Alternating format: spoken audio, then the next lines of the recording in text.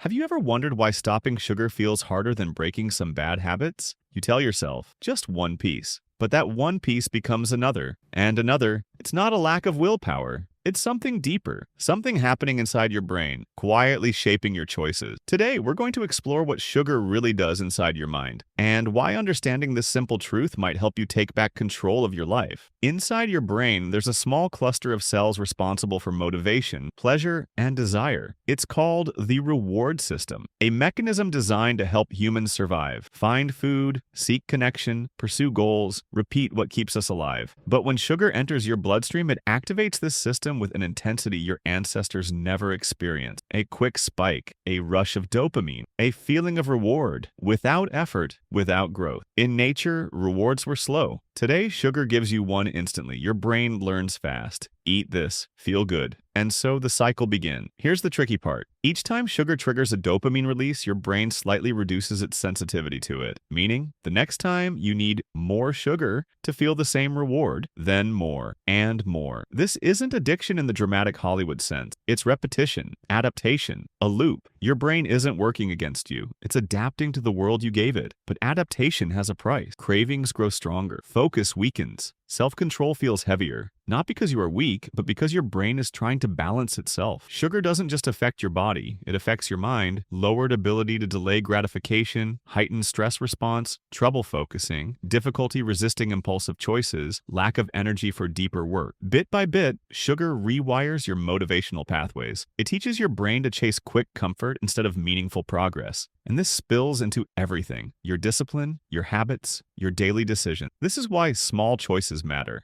They shape your brain as much as they shape your life. So, what can you do? Not a dramatic detox, not guilt, not perfection, just awareness. Here's where real self-improvement begins. Lower the spikes. Reduce the extreme highs so your brain can rebalance. Replace the reward. Introduce habits that give dopamine slowly, not instantly. Create friction. Make sugar harder to reach and healthier options easier. Give your brain time. Pathways don't reset overnight. Self-control isn't about punishing yourself. It's about understanding yourself and giving your mind the chance to rebuild. Sugar teaches us something important. The smallest repeated behaviors, good or bad, reshape the architecture of your mind. And if something as tiny as a few teaspoons can rewire the brain, imagine what your daily discipline can do. Stay aware, stay grounded, stay becoming real.